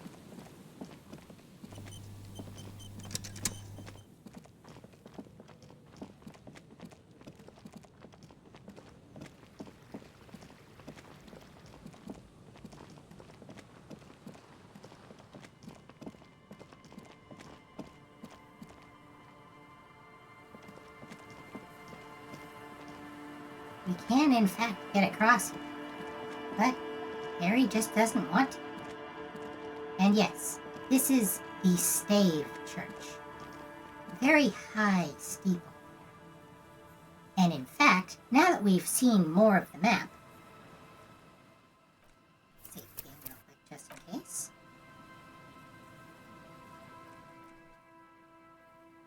I want to show you this yet again. Now that we know more about Martinez, we know what this is. We're looking at the game's map from the opposite angle. This is from the north, looking south. Here's the church, here's the fish market, this is the Feld building. We can see the pier, Joyce arriving, presumably to the pier. This shot must have been taken shortly before the game's events begin. There, way in the background, we see the Kvalsund crane. We can see Cindy's little skull. That's that red circle there. If you focus, you can even see the monument. There it is there. The king being blown to hell. And there's the whirling in rags, just barely visible. And beyond it, way faded out in the distance, Jamrock, where our character comes from. And up in the sky, we have not only the aerostatics bringing in cargo, but also the Coalition War aerostatics, ready at a moment's notice to drop bombs.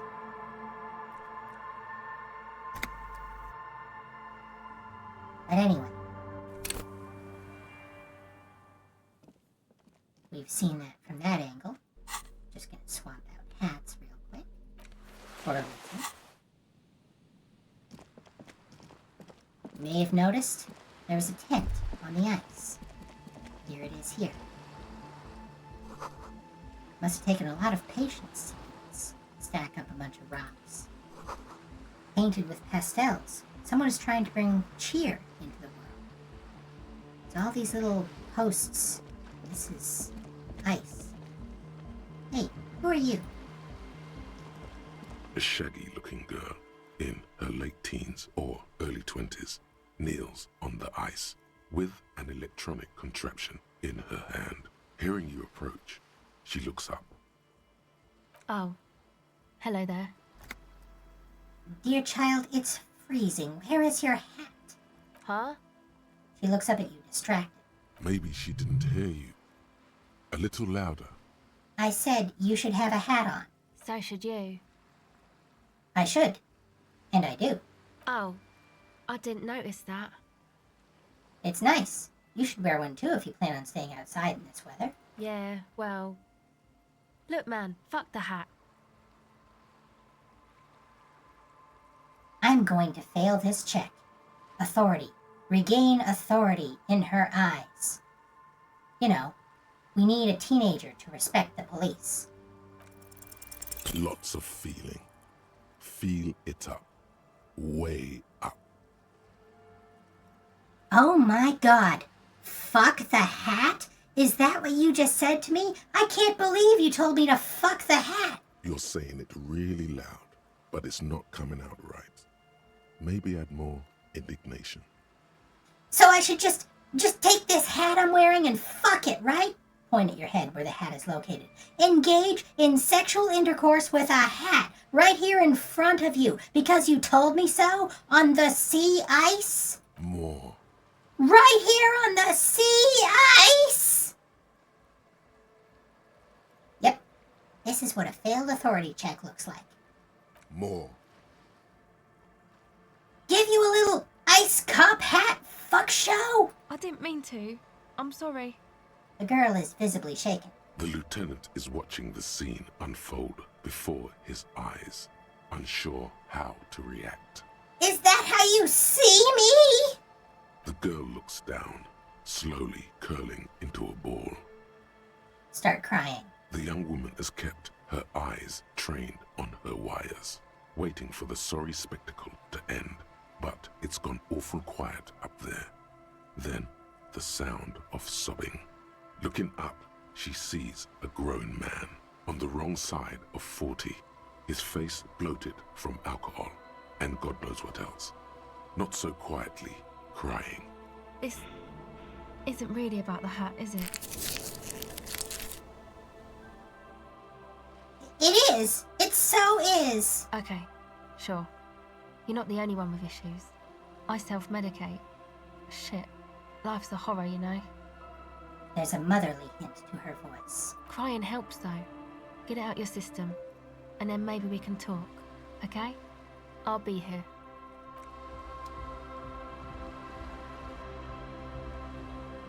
What do you have to say about that, Lieutenant? Having looked away during the final phase of your little episode, the Lieutenant now addresses you. Do you want to talk about what just happened? That's probably a good idea. Normally, I'm opposed to discussing one's feelings, especially on duty. But I think this is an exceptional case. Yeah, our emotions might be an important part of the game. So, what do you think happened? 'Tis possible thou couldst persuade the lieutenant 'twas all a part of thy unorthodox method.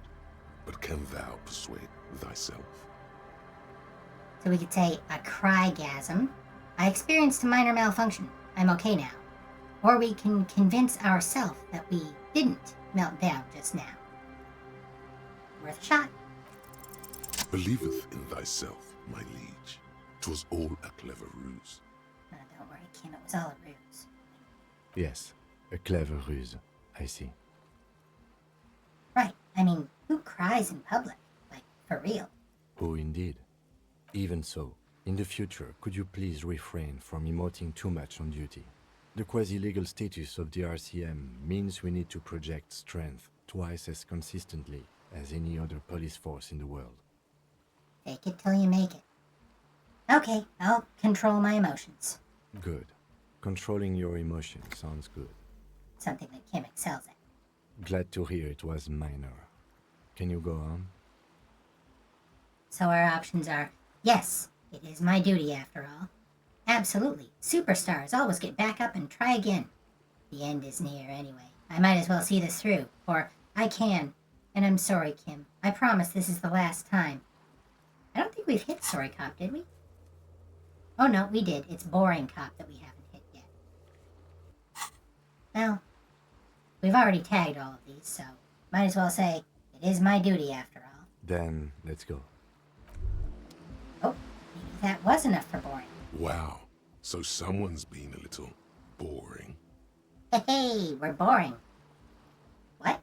Yes, my standard liege. Someone's seen all sorts of wild ideas pop off and thought, I'll take the boring one. The regular, please.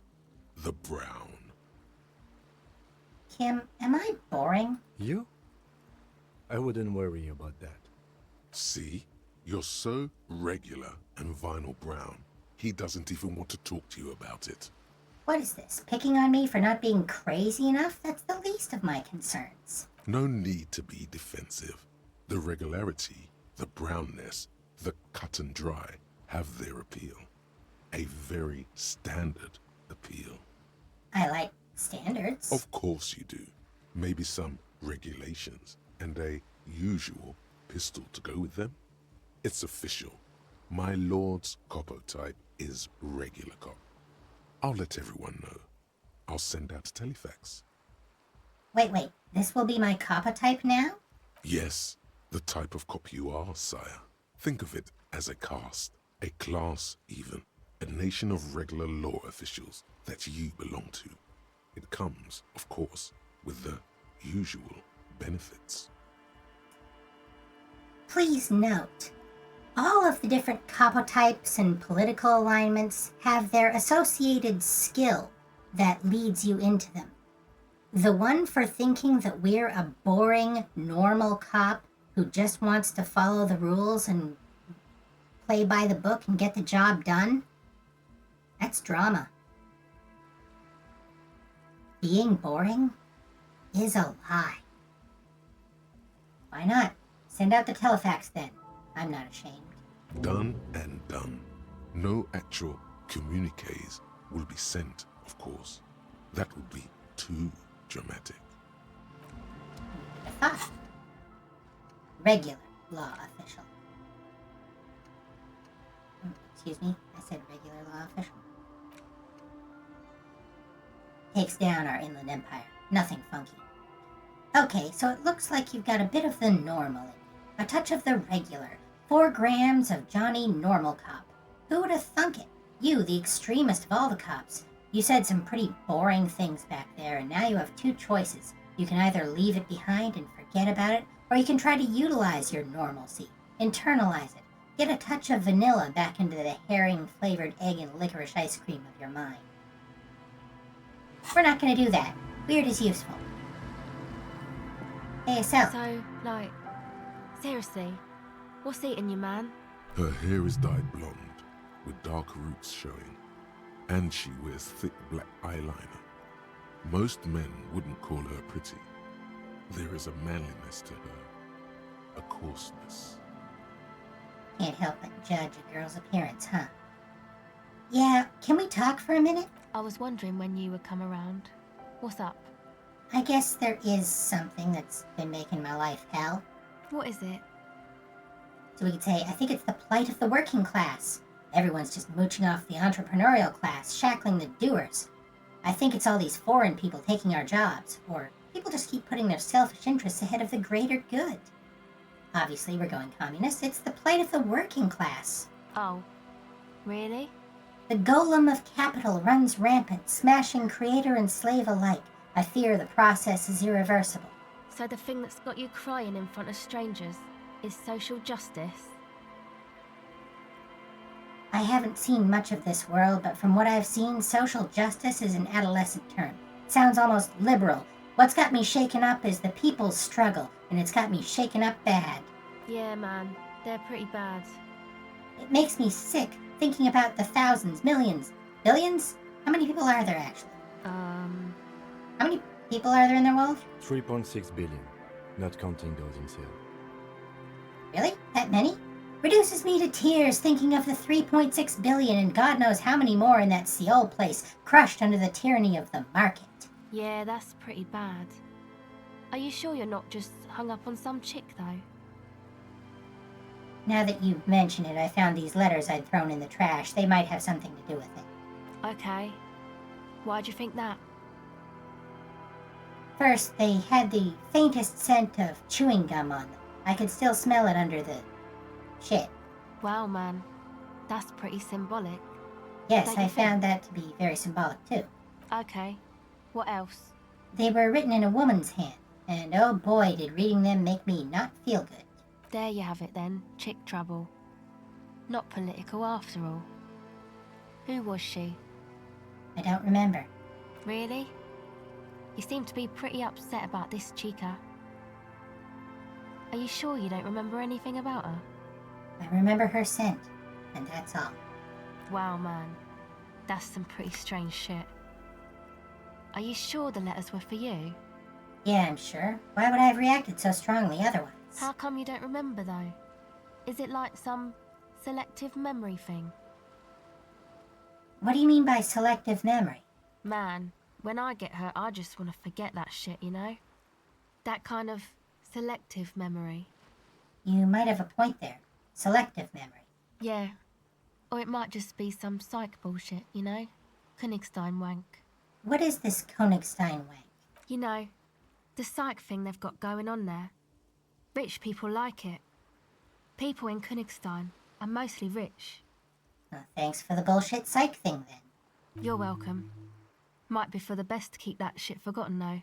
Just my opinion. If it itches, don't scratch. What's your name? Estelle. And your surname? Why?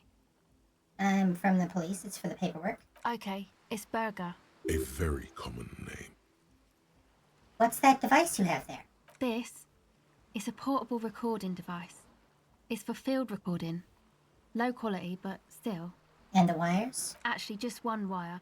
I picked on it till the braiding came loose. The wire leads to a contact microphone. What's a contact microphone? A contact mic records sounds from inside things, like this ice. And here's where our hat helps us out. And inexplicably gives us 2 real. Your mangled brain would like you to know there is a boxer called Contact Mike. Yeah? Any news on my wife's name? How about my mother? No. You're welcome. Does this have anything to do with Contact Mike? Yeah, I record stuff with it. No, I mean the boxer Contact Mike. No. This is a contact microphone. It's for recording inside solid objects. Contact mic just beats people up. You know, Contact Mike doesn't just beat people up. Contact Mike is a role model. An entire litany spews forth. Yes, you heard right. You should try to be more like Contact Mike, a successful athlete and an inspirational figure who has overcome social, physical, and mental obstacles. Man, you are one weird cop. This isn't about me. This is about your lack of respect for one of boxing's greats, and for yourself. What is it with you and this Mike guy? She pauses. The question is rhetorical. Okay, if it floats your boat, I'll be more like Contact Mike and less like me. Self-respect is not meant to float any boats but your own. I'll keep that in mind for future use. She turns to check her tape recorder. How's that thing work? The mic? I don't exactly know. Somehow it doesn't pick up vibrations from the air. The book said it only picks up structure-borne sound, if you like technobabble. Where'd you get the mic from? Same place I got the recorder from, the Palaceum. What's the Palaceum? Oh man, you haven't been to the Palaceum? It's the coolest place in this whole drug-addled shithole.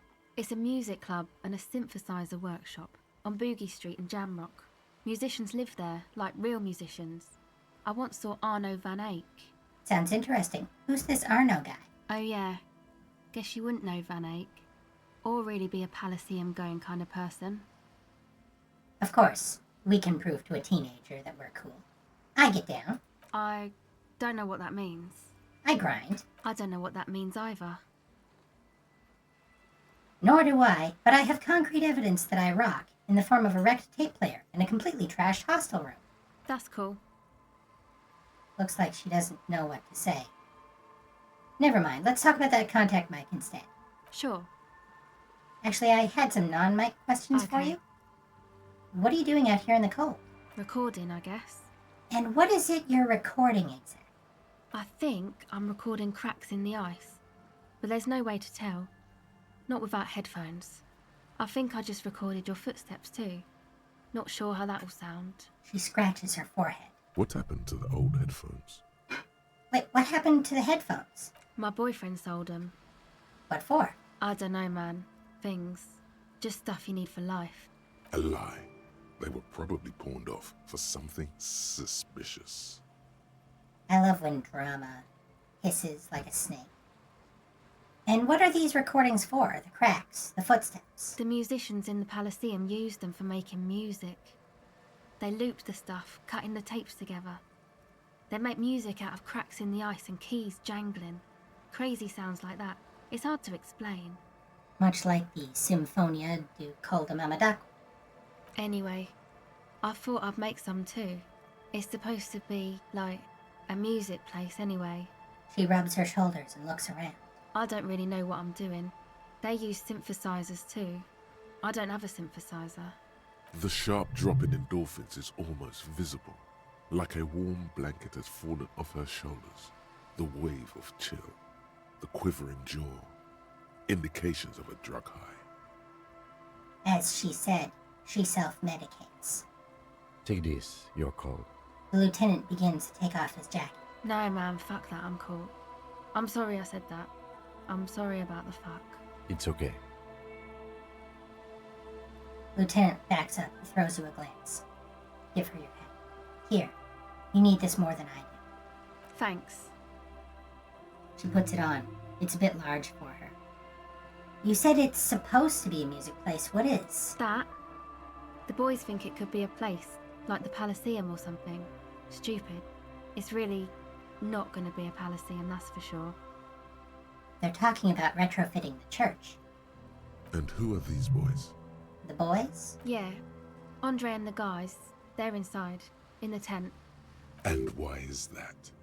Why are you freezing out here while the boys are inside? They got too much stuff crammed in there. No room.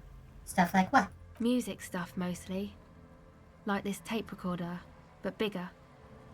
And there's piles of it.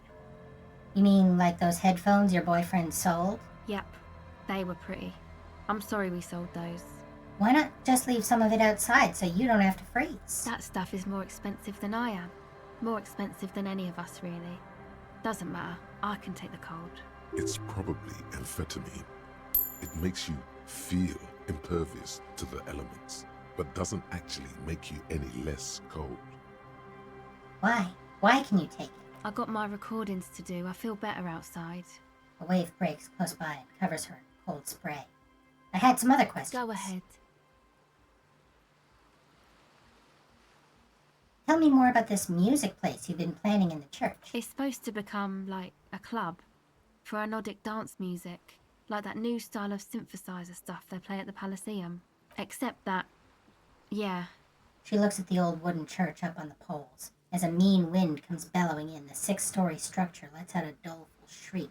The floorboards are twisting, and the shooting beams are slowly cracking, like bones. Far east of the Golden Delta, beyond the industrial port, there is a black patch of unlit coast with the smallest creatures on the ice. There will never be a club for anodic music here. Oh, Shivers is a hater. Not in a million years. So what is anodic dance music? You know, anodic, cathodic, music that's made with electronic instruments. Electronic instruments like what? Synthesizers and tape consoles. Microcomputers too.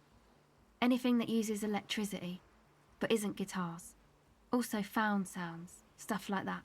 You see clear, beautiful, violent flashes of light. Light cutting through a smoke-filled darkness. That is what the future will look like, if it ever comes. This is an evolutionary step up from amplified instruments, which in turn are a step up from acoustic instruments. What comes after it, you wonder? A black-tinted nothingness, or something finer? Whenever you encounter some sort of succession, an evolutionary path, it's always worth wondering, what's at either end of it, beyond what you can see? So you want to turn the church into a club? I know. It's not my idea. Andre and the boys found the place. It was supposed to be deserted, but now they can't even take it. Hey, don't get me wrong, but you're cops, right? Yes, why do you ask? Okay, well, maybe you could talk to Andre and the guys, because there are some strange things going on in that church. If you're police, you should look into it, right? I'll talk to them. They're inside that thing there. Would be cool if you did. Was there something else? I had another question. Go ahead. I'm not going to bother with the empathy check just now. That's it for Okay. now. Bye. Take a look around outside the tent before we head in. More tribalistic markings. This post is covered in little humanoids. A pole screwed into the ice keeps the tent erect. Trash from some unending party. And, just like with Kuno's shack, A pane of Eternite has been planted into the snow. 2 poles are holding it up. Barely holding it up. It could fall over any minute. A stronger gust of wind might be enough. what is this? It looks like a makeshift bridge. Could be convenient. Push the Eternite over. The pane falls into the icy snow with a soft thunk. Shortcut unlocked. That's just there to make sure we see a cell first. Oh. This is someone's home away from home. Just like yours. The tent is just tarpaulin fabric covering a pile of stuff. The flap is open. Inside, 3 young men are listening to some new form of music. It's like nothing you've ever heard. One of them looks at you. Come on, get in and close the flap behind you. The warm stuff's getting out. Squeeze it. Sorry, we barely have room for one. You go ahead. I'm too old for this. I'm sure you will feel right at home. I'll keep watch. You know, because of how good we are with kids.